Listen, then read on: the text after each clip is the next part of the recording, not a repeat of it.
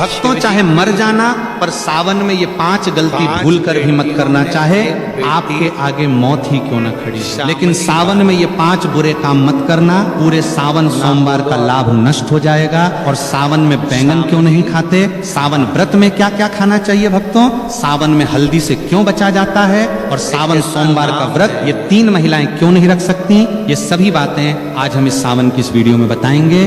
लेकिन उससे पहले कमेंट बॉक्स में भगवान शिव जी का जयकारा लगाते हुए हर हर महादेव जरूर लिखें। मान लो लाइक जरूर करें। कर्जा भगवान शिव जी की भक्ति का ये सफर बहुत ही अद्भुत 5 लाख 7 इसलिए इस वीडियो को एक पल के लिए भी छोड़कर मत जाना, क्योंकि शास्त्रों में लिखा है कि अधूरी जानकारी हमेशा सर्वनाश का कारण ही बनती है। भक्तों, वर्ष 2026 में सावन का पावन महीना 30 जुलाई दिन गुरुवार से प्रारंभ होकर 28 अगस्त तक रहे। तो ये महीना भगवान शिव जी और माता पार्वती की उपासना के लिए अत्यंत शुभ और मंगलकारी माना जाता है। इस वर्ष सावन के दौरान कुल 4 सोमवार व्रत पड़ रहे हैं, जिनका विशेष धार्मिक महत्व है। पहला सावन सोमवार व्रत 3 अगस्त को मनाया जाएगा, दूसरा सोमवार 10 अगस्त को, तीसरा 17 अगस्त को और सावन का चौथा तथा अंतिम सोमवार व्रत 20 अगस्त को होगा।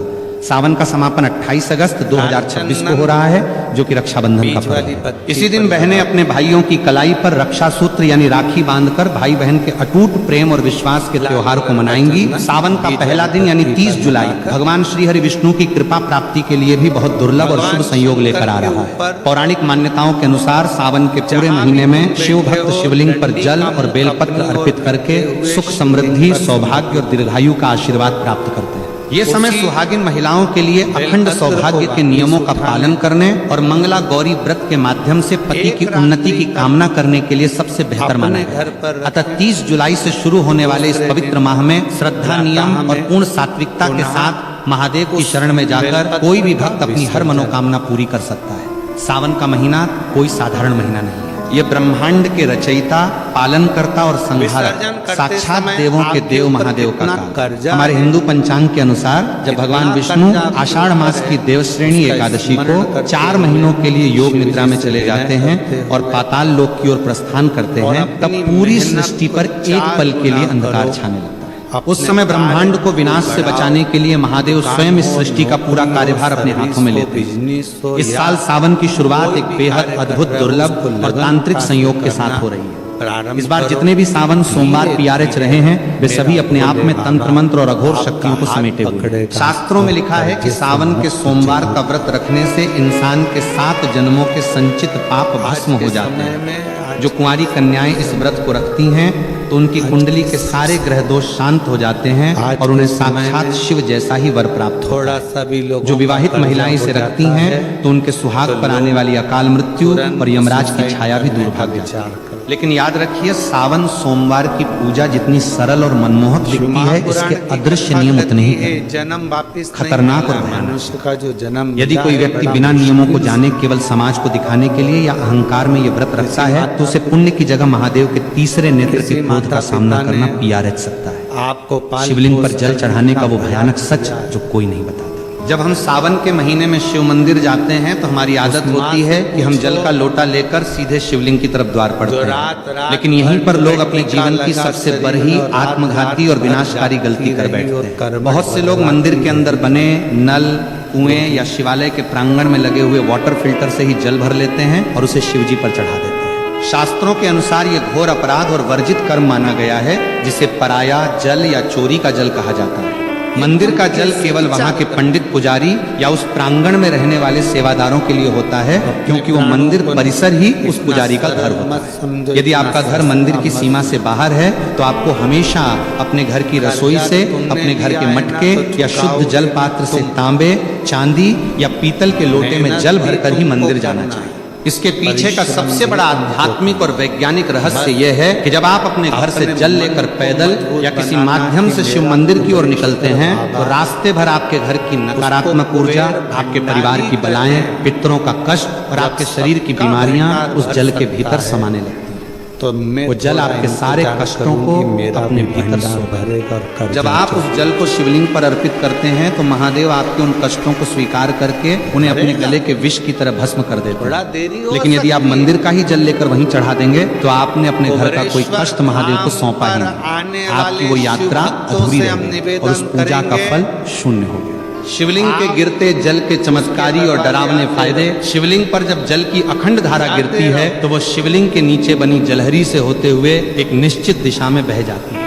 शास्त्रों में उस बहते हुए जल को साक्षात अमृत और शिव की अलौकिक ऊर्जा का महापुंज माना गया है। पहला कर नियम यह है कि जब आप जल चढ़ा लें तो उस जलहरी से बाहर बहते हुए जल को कभी भी भूलकर लांघना नहीं चाहिए, क्योंकि वो ऊर्जा इतनी तीव्र और तांत्रिक होती है कि यदि कोई साधारण इंसान उसे लांघता है तो उसके शरीर का चक्र बिगड़ सकता है और उसका मानसिक संतुलन तक हिल सकता है। लेकिन शास्त्र कहते हैं कि उस गिरते हुए जल को किसी मुसाफिर या भक्त को थोड़ा सा अपने पात्र में रोक लेना चाहिए। उस जल को अत्यंत पवित्र और चमत्कारी मानकर अपने घर ले आना चाहिए। यदि आपके घर में किसी छोटे बच्चे को या किसी बड़े बुजुर्ग को बहुत तेज बुखार आ गया हो, जिस पर डॉक्टरों की दवाइयां भी काम करना बंद कर चुकी हो, तो इस दिव्य जल के कुछ छींटे उस बीमार व्यक्ति के ऊपर मार दें या उसे 2 बूंद ये जल पिला दें। आप अपनी आंखों से देखेंगे कि महादेव की कृपा से वो भयंकर और जानलेवा बुखार भी मिनटों में गायब हो जाए। इतना ही नहीं, यदि किसी व्यक्ति की आंखों में हमेशा कीचड़ जाता हो या आंखें लाल रहती हो या जलन होती हो या उम्र के साथ आंखों की रोशनी धुंधली पड़ती जा रही हो, तो इस जल को सुबह सुबह अपनी आंखों पर पलकों के पास लगाना शुरू करें। धीरे धीरे आंखों का सारा भयंकर विकार दूर हो जाएगा और आपकी आंखों की रोशनी इतनी तेज होने लगेगी कि बरही से बरही बीमारी महादेव की कृपा से पूरी तरह साफ और चमकदार हो। महाउपाय बेल की जरेज का ताबीज, तंत्र काट और खान पान का करहा पाए। अब हम बात करेंगे कि घर के आंगन में जल छिड़कने का भयंकर तांत्रिक रहस्य शिवलिंग से लाए गए उस बचे हुए जल को केवल पीना ही नहीं है, बल्कि इसका एक ऐसा प्रयोग है जो बड़े बड़े तांत्रिकों के होश उड़ देता है। यदि आप इस जल को अपने घर के आंगन में, घर के चारों कोनों में, तिजोरी के पास और मुख्य द्वार पर छिड़कते हैं तो आपके घर के आसपास मंडराने वाली भयंकर से भयंकर अदृश्य शक्तियां, भूत प्रेत, अतृप्त आत्माएं और नकारात्मक बाधाएं चीखते हुए उस स्थान को हमेशा के लिए छोड़कर भाग जाएं। क्या नाम है? अगर किसी दुष्ट व्यक्ति ने या आपके दुश्मन ने आपके घर पर कोई टोना टोटका, मूठ करनी या तांत्रिक क्रिया की होगी जिसके कारण आपके घर में बीमारियां और कंगाली रहती हैं, तो शिवजी के इस चरणामृत के स्पर्श मात्र से वो तंत्र उसी क्षण उल्टा घूमकर करने वाले पर वार कर देता है। विश्राम, घर की सुख शांति जो सालों से गायब थी वो वापस लौट आई और घर में बरकत होने लगी। लेकिन एक डरावनी चेतावनी याद रहे कि इस जल को कभी भी पैर नहीं लगना चाहिए और ना ही इसे किसी गंदे या अशुद्ध स्थान पर रखना चाहिए और ना ही इसे बाथरूम के आसपास ले जाना चाहिए, अन्यथा इसके परिणाम बहुत ही भयानक और विनाशकारी हो सकते हैं। जल और दूध में क्या मिलाकर चढ़ाएं और धतूरे का गुप्त गणित भोलेनाथ को प्रसन्न करने के लिए केवल सादा जल ही काफी है, क्योंकि भोले बाबा आशुतोष है। लेकिन यदि आप अपने जीवन की किसी विशेष और बहुत पुरानी और अधूरी मनोकामना को पूरा करना चाहते हैं तो जल में कुछ विशेष गुप्त वस्तुएं मिलाना अनिवार्य है। सावन के महीने में यदि आप शिवलिंग पर गन्ने का ताजा रस या जूस चढ़ाते हैं तो माता लक्ष्मी जी आपके घर में साक्षात बंध जाती है और दरिद्रता कितनी भी बड़ी हो या कर्ज का पहाड़ कितना भी ऊंचा हो, वो महादेव के सामने घुटने टेक देता है। यदि आपको लगता है कि आपके घर में पितृदोष है या राहु केतु की महादशा चल रही है या बनते काम एन वक्त पर बिगड़ जाते हैं, तो जल के अंदर थोड़े से काले तिल मिलाकर AUM नमः शिवाय का 108 बार जाप करते हुए शिवलिंग पर अर्पित करें। अब बात करते हैं शिवजी के सबसे प्रिय और खतरनाक फल धतूरे की। लोग अनजाने में पैरों से तोड़कर जितने मर्जी धतूरे शिवलिंग पर सजा देते हैं, जो कि पूरी तरह गलत और वर्जित है। शास्त्रों के अनुसार शिवलिंग पर धतूरा को हमेशा विषम संख्या में ही चढ़ाना चाहिए, जैसे कि केवल 1, 3 या 5 धतूरा। असल में इंसान के भीतर छिपे काम, क्रोध, लोभ, मोह और अहंकार का प्रतीक है। जब आप विषम संख्या में धतूरा चढ़ाते हैं तो आप अपनी इन मानसिक बुराइयों और जहर को महादेव के चरणों में सौंप रहे होते हैं। इसके साथ ही सावन में पंचामृत का भोग लगाना चाहिए, जिसमें शुद्ध गाय का कच्चा दूध, गाढ़ा दही, घर का निकाला हुआ घी, शुद्ध शहद और मिश्री की शक्कर शामिल। यह सभी सामग्री शिवजी को तृप्त करती है। लेकिन याद रखें कि पंचामृत में कभी भी बाजार की डिब्बा बंद या मिलावटी चीजों का इस्तेमाल भूलकर भी ना करें। व्रतधारियों के लिए तो दूध पीने की सख्त मनाही का वैज्ञानिक और धार्मिक सच सावन के महीने में व्रत रखने वाले भक्तों को एक ऐसी गुप्त बात का ध्यान रखना चाहिए जो अक्सर लोग अनदेखा कर देते हैं और बाद में पछताते हैं। यदि आपने सावन सोमवार का व्रत रखा है या पूरे सावन के नियम का पालन कर रहे हैं तो आपको भूल कर भी दूध का सेवन नहीं करना चाहिए। इसके 2 बहुत बड़े और ठोस कारण हैं। पहला कारण पूरी तरह धार्मिक। सावन के महीने में दूध पूरी तरह से भगवान शिव को समर्पित होता है, क्योंकि समुद्र मंथन के समय निकले विष के कारण उनके कंठ में जो भयंकर जलन हो रही थी, उसे शांत करने के लिए सभी देवताओं ने उन पर दूध और जल चढ़ाया। जो चीज सीधे भगवान को अर्पित की जा रही हो, उसे व्रतधारी स्वयं ग्रहण नहीं कर सकता, इसे उच्छिष्ट या दोष माना जाता है। दूसरा कारण वैज्ञानिक और डरावना है। सावन में चारों तरफ भारी वर्षा होती है, जिससे जमीन पर अजीबोगरीब की माकोरहे फंगस और जहरीली घास उगाती है। जब गाय और भैंस इस घास को चरती हैं तो वो विषैला तत्व उनके दूध में भी आ जाता है। सावन के दिनों में इंसान की जठराग्नि यानी पाचन शक्ति बहुत कमजोर होती है, इसलिए इस समय दूध पीना साक्षात पेट की भयंकर बीमारियों और विष को न्योता देना। ये दूध केवल छोटे बच्चों, असहाय बुजुर्गों या भयंकर रूप से बीमार लोगों को ही दिया जाना चाहिए, क्योंकि उनके जीवन की रक्षा के लिए शास्त्रों में विशेष छूट है। एक स्वस्थ व्रतधारी अगर सावन में दूध पीता है तो उसका व्रत तत्काल प्रभाव से दूषित और खंडित हो जाता है। कुत्तू के आटे का डरावना सच की है मकोरहे और व्रत टूटने का भय। व्रत के दौरान लोग फलाहार के नाम पर कुत्तू के आटे की पूरियां, पकौड़ियां, पराठे या हलवा भरे चाव से खाते हैं और सोचते हैं कि उन्होंने बहुत पवित्र भोजन किया है। लेकिन क्या आपको पता है कि बाजार में मिलने वाले कुत्तू के आटे में एक ऐसा डरावना रहस्य छिपा है जो आपके व्रत को पूरी तरह नष्ट करके आपको नरक का भागी बना सकता है। कुत्तू का आटा काफी समय पहले पीसकर बोरियों में बंद करके रखा जाता है, जिसके कारण नमी पाकर उसके भीतर बहुत ही बारीक, सूक्ष्म और छोटे छोटे कीड़े मकोड़े पैदा हो जाते हैं, जिन्हें बिना गौर किए नग्न आंखों से देखना नामुमकिन सा होता है। यदि आप बाजार से पैकेट या खुला आटा लाकर बिना उसे अच्छी तरह जांचें और बिना बहुत बारीक छलनी से छाने सीधे तेल में तलकर इस्तेमाल कर लेते हैं तो अन्न जाने में आप उन सैकड़ों जीवित जीवों और कीड़ों को भी पकाकर खा जाते हैं। शास्त्रों में साफ साफ लिखा है कि व्रत के दौरान यदि आपके पेट में एक भी कीड़ा या जीव चला गया तो वो मांस भक्षण यानी मांस खाने के बराबर माने जाएगा। जैसे ही आपने अनजाने में भी उस मांस रूपी की को खाया तो आपका व्रत उसी क्षण पूरी तरह टूट गया और आपको व्रत के पुण्य की जगह जीव हत्या का भयंकर पाप लगा और आपका मानस पूरी तरह अपवित्र हो गया। इसलिए जब भी कुत्तू के आटे का प्रयोग करें, लेकिन उसे पहले धूप में सुखाएं और बारीक छलनी से 3 बार छानें और पूरी तरह आश्वस्त होने के बाद ही करें। व्रत में नमक के नाम पर केवल और केवल शुद्ध सेंधा नमक का ही प्रयोग होना चाहिए। साधारण समुद्री नमक का एक दाना भी व्रत को नष्ट कर देता है। बेल के पैरे की झड़ का ताबीज और अदृश्य शक्तियों का परछाई नाश सावन के महीने में बेल पत्र का महत्व तो बच्चा बच्चा जानता है, लेकिन बेल के पैर की जरज में जो तांत्रिक, सुरक्षात्मक और अलौकिक शक्तियां होती हैं उसके बारे में कोई नहीं जानता। सावन के किसी भी सोमवार को सुबह सूर्योदय से पहले उठकर स्नान करके बेल के प्राचीन वृक्ष के पास जाएं, वहां धूप दीप जलाकर प्रार्थना करें और उसकी जड़ का एक छोटा सा टुकड़ा कुल्हार ही या लोहे से नहीं बल्कि लकड़ी या हाथ से प्यार से तोड़ कर ले आए। उस टुकड़े को गंगाजल और गाय के कच्चे दूध से धोकर पहले शिवलिंग पर स्पर्श कराएं और फिर उसे महादेव का प्रसाद मानकर वापस ले लें। इसके बाद उस चको, चांदी, तांबे या पीतल के किसी ताबीज के अंदर भरकर काले या लाल धागे की मदद से अपने गले में या दाहिनी बाजू पर बांध लें। ये कोई साधारण लकर ही नहीं रह जाती, ये साक्षात महादेव का त्रिशूल और सुरक्षा कवच बन जाती है।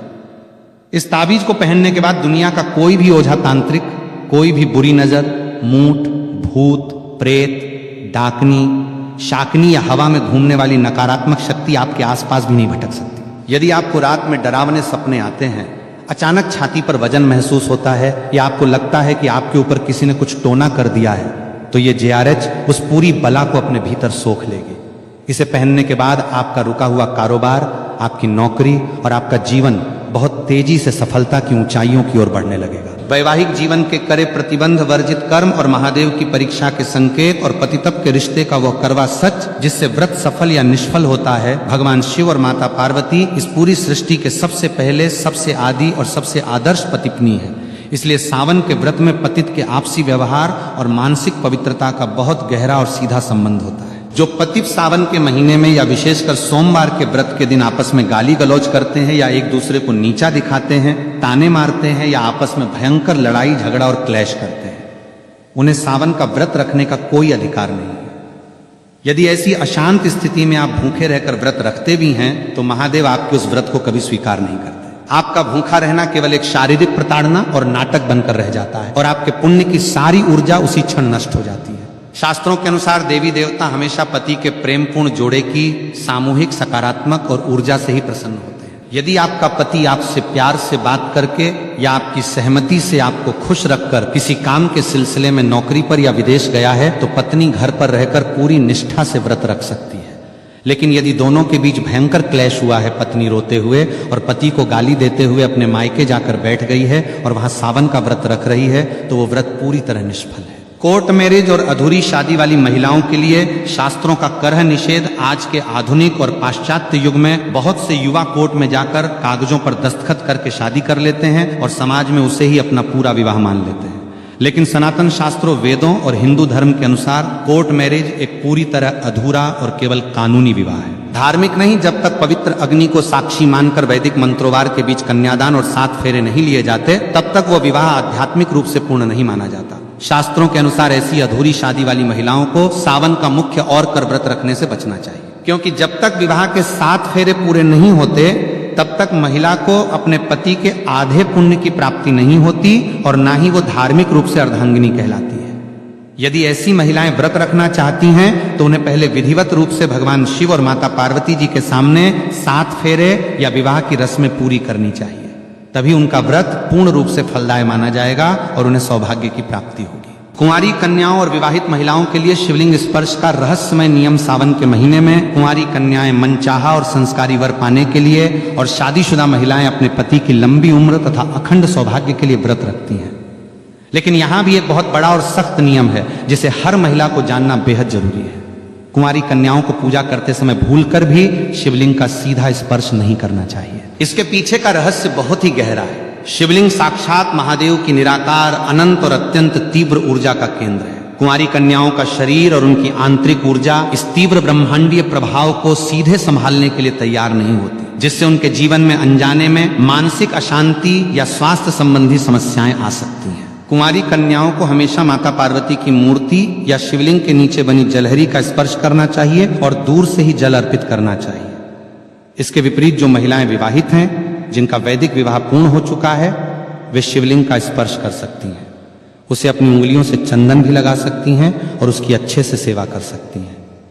इन नियमों का पालन न करने से पुण्य की जगह दोष लग जाता है। सावन में मिलने वाले वो डरावने संकेत जो बताते हैं कि महादेव आपसे प्रसन्न है, जब आप पूरी निष्ठा कर नियमों और शुद्ध अंतःकरण के साथ सावन का व्रत रखते हैं तो महादेव आपकी परीक्षा भी लेते हैं और साथ ही साथ आपको कुछ ऐसे दिव्य और अलौकिक संकेत देते हैं जिन्हें देखकर कोई भी साधारण इंसान डर के मारे कांप उठेगा। यदि सावन के महीने में अचानक आपके घर के भीतर बेडरूम में या आंगन में कोई चमकीला काला नाग दिखाई दे या नाग नागिन का जोरा मस्ती करता हुआ दिखे तो घबराकर चीखे मत, भागे मत और ना ही किसी लाठी से उसे कोई नुकसान पहुंचाए।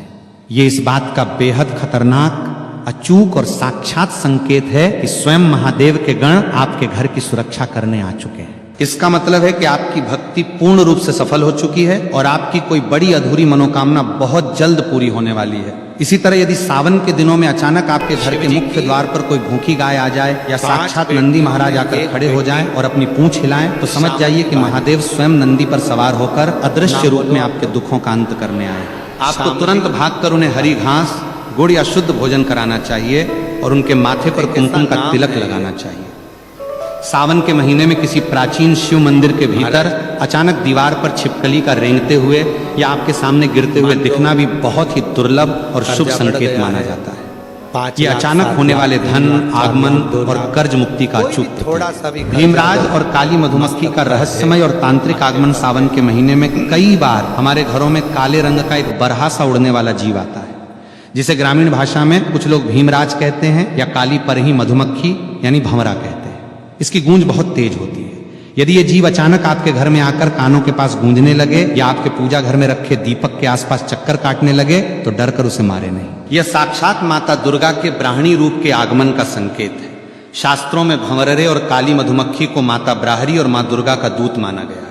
इसका घर में आना इस बात का अकाट्य प्रमाण है कि आपके घर पर जो भी भयंकर तंत्र मंत्र, मूठ, नजर दोष या अलावला मंडरा रही थी उसे माता दुर्गा के दूतों ने स्वयं भस्म कर दिया है और अब आपके घर में सुख, समृद्धि, वैभव और असीम शांति का वास होने वाला है। महादेव को 56 भोग या सोने चांदी के बर्तनों की आवश्यकता नहीं है, वे तो केवल सच्चे भाव और जल के भूखे हैं। लेकिन जब आप अपनी श्रद्धा से उन्हें भोग लगाते हैं तो आपको शास्त्रों में लिखी सही विधि का पता होना चाहिए। सावन में शिवजी को कभी भी बाजार की मिलावटी केमिकल युक्त या खोए की कृत्रिम मिठाइयों का भोग न लगाएं। यदि आप बर्फी का भोग लगाना चाहते हैं तो वो घर पर शुद्ध दूध से बनी खोए की होनी चाहिए और भूलकर भी उसमें चांदी का वर्क नहीं लगा होना चाहिए, क्योंकि चांदी का वर्क बनाने की प्रक्रिया में कई बार अशुद्ध और वर्जित चीजों का प्रयोग होता है जो महादेव को क्रोधित कर सकता है।